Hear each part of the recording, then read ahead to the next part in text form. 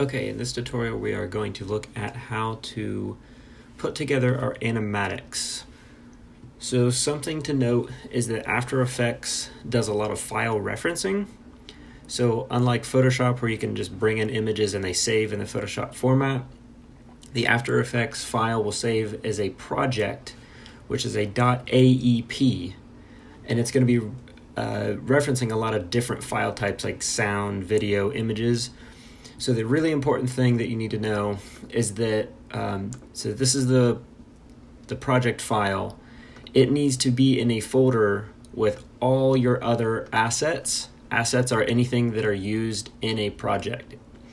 So I've got sounds, I've got all my frames, and then if you have some extra material, you can put it in there that you might not necessarily import into the project. Super important to keep everything together. So when we start up After Effects, we'll have this blank screen and everything. If you push this button down here, it will create a new folder for you. And that's where you might start organizing your stuff, like calling it images or frames or whatever you want to do. So with that, this is where you should reflect this directory, this organization of folders, to be the same as whatever is over here. So you'll have to set this up. So I got my frames folder, already have mine imported, but what you'll do is bring up your File Explorer, you'll find your frames, select all of them, and then you'll pull them in and drag and drop them on whatever folder that they need to go into. So that will import all of your files in here. So after you've done that, you will want to save your project immediately. And this is just so that, After Effects, any program, can crash. You don't want to lose your work. It does a good job about auto-saving. It should be a default feature. But it doesn't do that until you've saved your project. So if you work for like 2 hours with an untitled project, an unsaved project, it's not going to do it. So it's super important to save it right off the bat. So make sure it's in that folder with everything else, and then we'll start bringing stuff in. So if we go to frames, if you just drag in one frame, it'll create a composition that's automatically the size of the image that you've brought in. So if you go and grab the rest of them, and you just drag them down here, this is kind of like the layers if you're familiar with Photoshop. This is where all of your content's going to go, and it's going to be organized in these layers. Over in this window is your time bar, and each layer has its own little bar that represents the duration of how long it is shown for. So if I grab this little line, I'm moving back and forth through time. So if we hit Control K or Command K if you're on a Mac, it'll bring up the composition settings. So we could name the composition. Here I can name it Animatic. And then we can leave this alone. And then frame rate, yours might be set to 30 or like 29.998 or something. You can bump that down to 24. It's not really necessary that we have it that smooth. And it'll also render quickly. Start time code should start at 0. And then the duration here. This goes by frames here, and then seconds, minutes, and hours. So I would just start by doing just like 3 minutes and hit OK. You might not see that reflect in the time bar. So if you hold Alt, I want to go back here.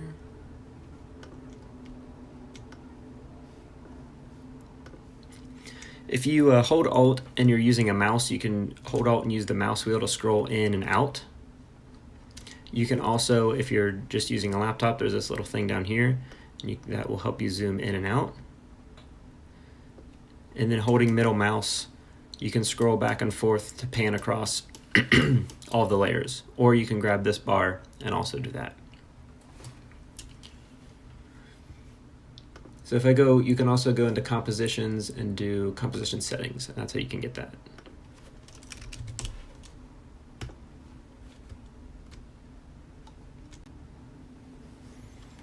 Okay, so once you have the duration set, we're going to start setting a general duration of each individual frame. So right now they're all layered on top of each other and they all last the same amount of time. So basically at any moment in time, frame 1 is always going to be what's on top.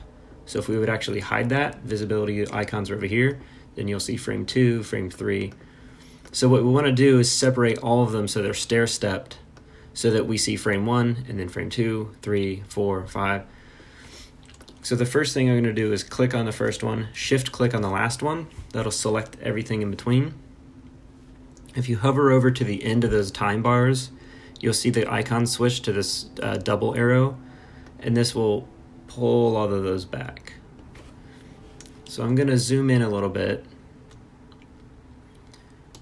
and go to the beginning, and here we've got 2 seconds, 4 seconds. I'm going to let each one last around 4 seconds just to start off with.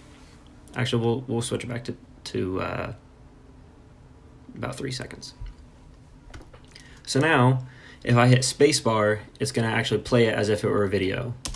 So we've got about 1, 2, 3, and they disappear. So to sequence these, instead of grabbing each one and trying to pull them out like this, we're going to do an operation called sequence layers. So we're going to do the same thing, click and then shift click to select all of them. And then we right click, go to keyframe assistant and sequence layers.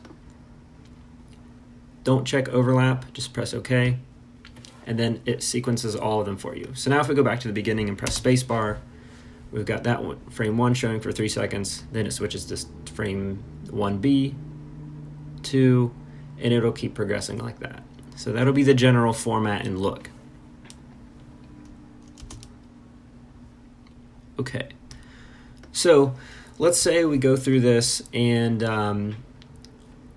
I want frame 2 or shot 2 to last longer, and then I want frame 3 to not last as long.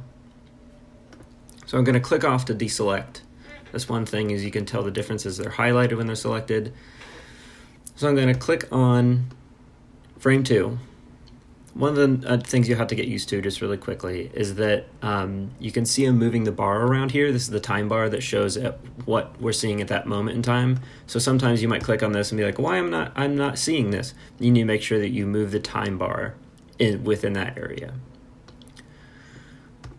So I'll click on frame 2. I'm going to hover over till I see that double arrow, and I'm going to make it last a little bit longer. And if I'm not sure, I can go to the beginning of it, press spacebar, and get a preview to see, is that long enough? And I think that'll be good.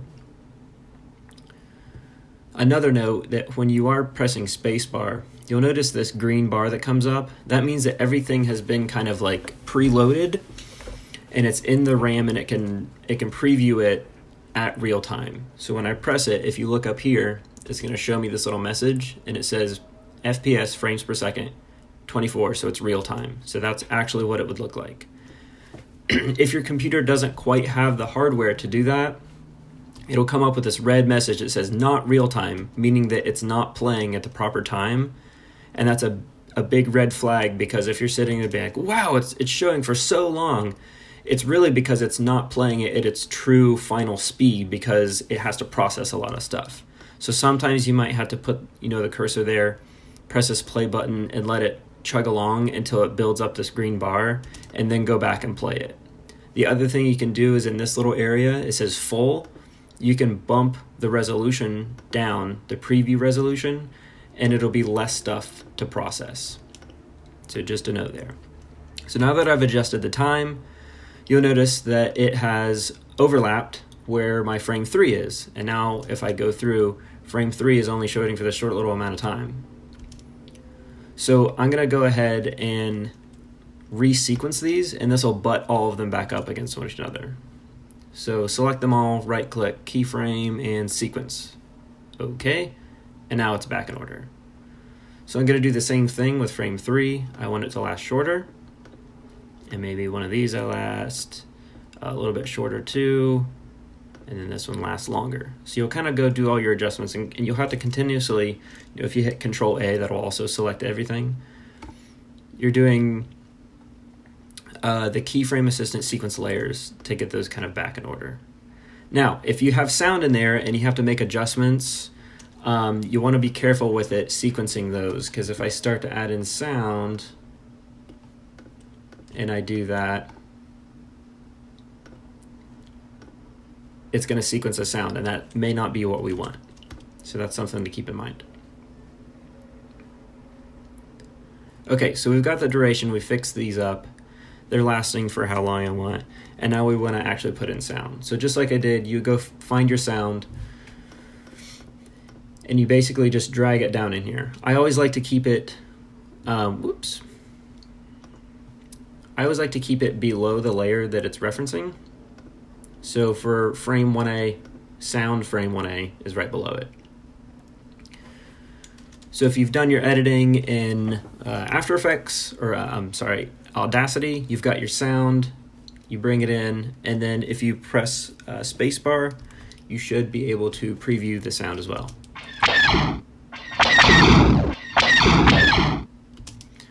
So in this, I've got those two sounds. I've got frame 1B, I'll pull that in. So the sound might be a guide for how long your frames need to last. So here I'll get it to kind of match. And then we'll get these guys. I'm holding Control click to skip these. Sequence. And now those all butt up against each other. And then we'll move the sound accordingly. So now when I play it, I'm playing with the sound, and it switches over to my other sound. And I might need that to last a little bit longer, right? And then I can grab frame 2 sound, put it under there, get it there, match this duration, and then Control click, get these sequenced again.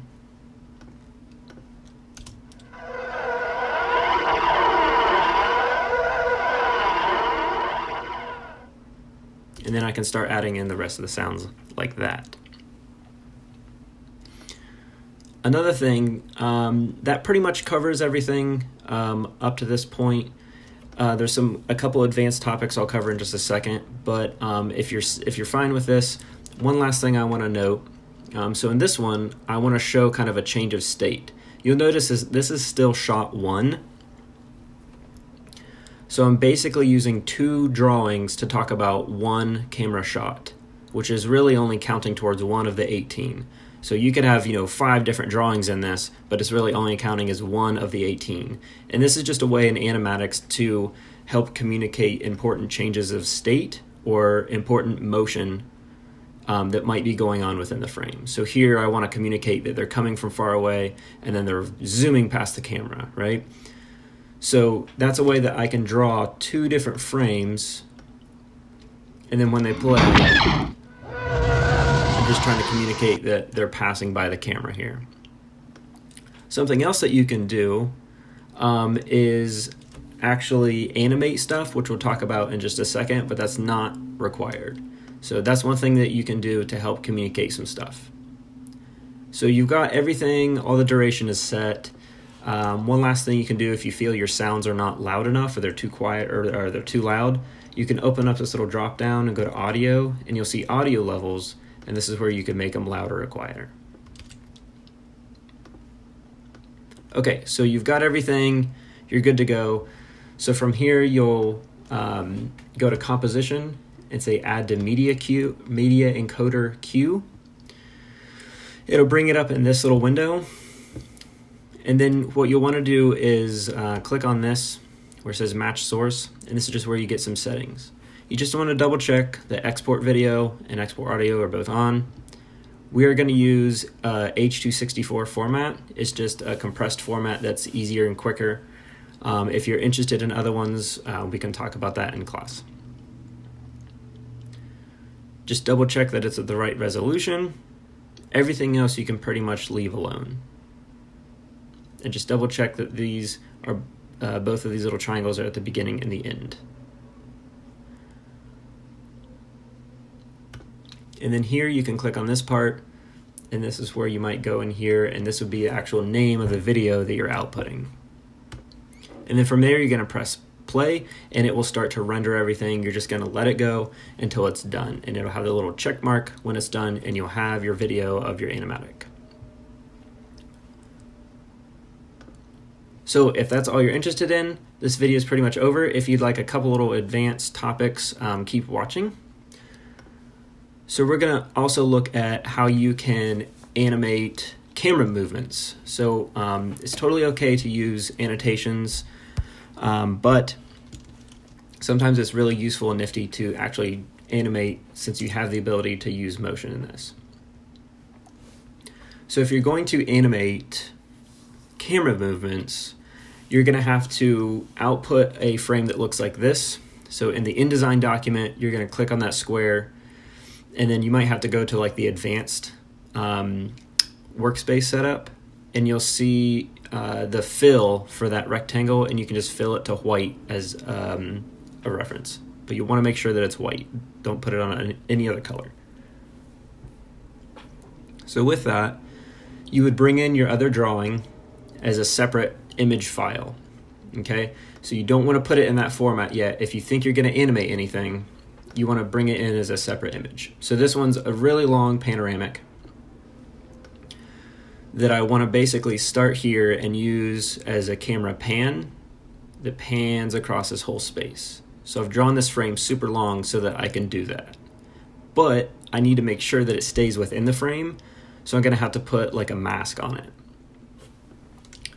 So I'm going to zoom in just a little bit and just kind of try to get this properly aligned as the starting point. So in order to put on a track matte, that's what we're going to use as the mask. It's called a track matte. You're going to take the layer that was the template, and just for simplicity's sake, I'm going to rename it as the blank frame.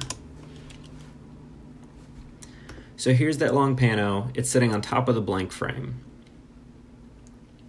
So you can use this as like a copy, or you can just use this one. It doesn't matter. I'm actually going to duplicate it because we're going to use it again later. I'm going to do Control D and duplicate it. And this one we are going to call our track matte. This will go on top of your drawing layer. And then on the drawing layer, we're going to select it. And then we're going to go to Layer, Track Matte, Luma Matte. And what that does is it uses the image on top of it as a mask, and it analyzes black and white pixels, and anything that's white, it's going to show it in there, and anything that's black, it will not. So if I go back and look at the pano, if I move it around, you'll see that it's only staying within that white area. And it's also not technically, we don't really need this, but it's also even looking at that white type, and you can see it showing through that too. There's a couple better ways to do this, but this is a super simple way based on how our template is set up. Oops. So we've got that set up. So now we want to actually animate it so that when we move it across like that, it looks like a pan. So one of the things is when I brought in that pano, the duration is all messed up. So I want to set that accordingly. Another important thing to note is that you want the track matte to be the same duration and aligned with whatever drawing it's masking.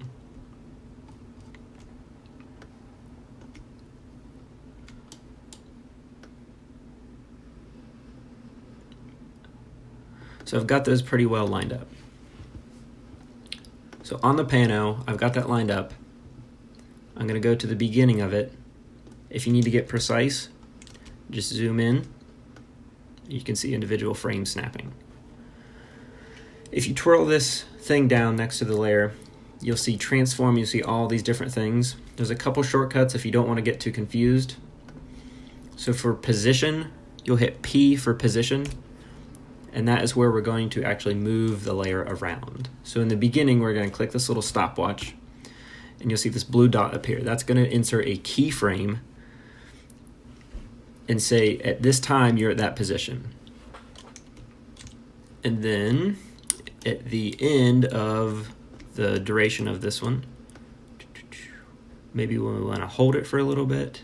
So instead of all the way at the end, we'll bring it in maybe a couple seconds.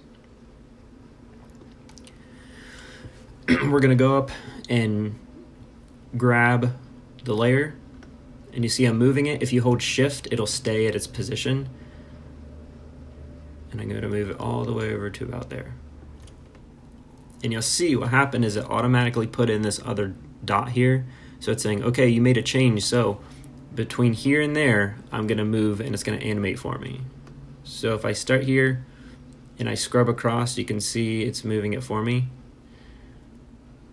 If you want to make that motion smoother, you can shift click, select both of the little dots, right click, keyframe assistant, and use easy ease. And this just makes the motion a little bit smoother. So now, when I click spacebar, it does this nice slow pan across the whole environment.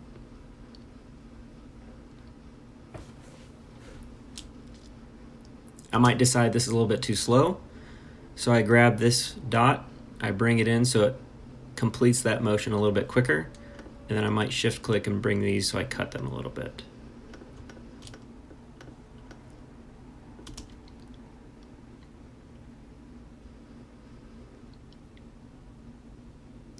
So then we get a nice smooth pan motion, and then when it gets to here, it'll stop on it for a little bit, and then it'll switch to the next cut. So that's a cool way that you can do a pan if you are interested in that type of motion.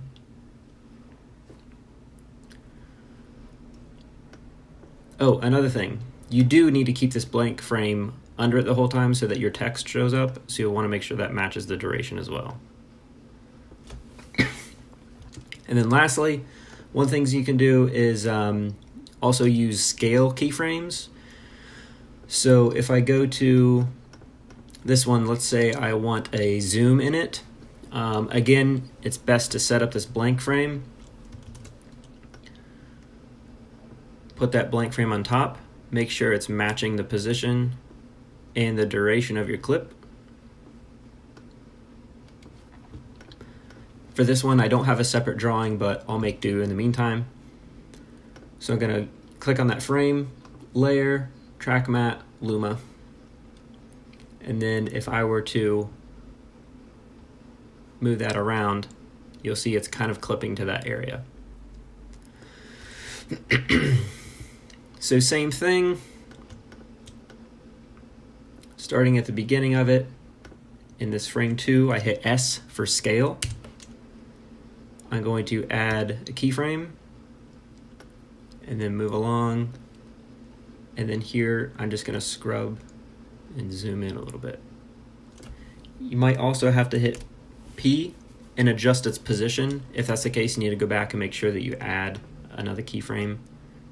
Then here I might need to move it down, so I focus in on that one. So now, when it starts, it'll do this nice little zoom for me, and I don't necessarily have to annotate it, I can just show it. So when you are animating multiple things like position and scale, you will want to open up that transform and not just those shortcuts. And here's where you might need to select, both of them if you need it to go quicker. You'll need to move both of them together.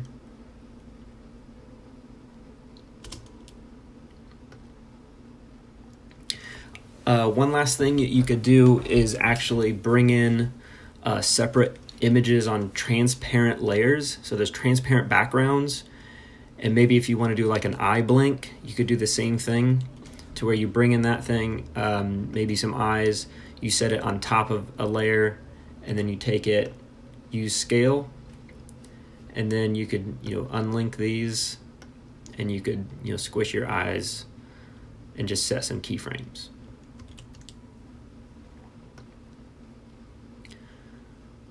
So that's how you do that. you're just getting your layers in there, sequencing them, making sure that they all align. When you're sequencing and you have sound in there, you might need to hold control and deselect those ones so that those aren't getting sequenced. And then you might need to rearrange some of those. Another thing is if you have track mats, those you also don't want sequenced. They need to go, they need to be directly aligned on top of those. So that's something you have to watch. Takes a little bit of fudging here and there. You'll get things back in order. And then sounds, they go right under, letting those guide the duration. And then when you're done, composition, add to Media Queue Encoder. And when that comes up, making sure all the settings are proper. And that is it.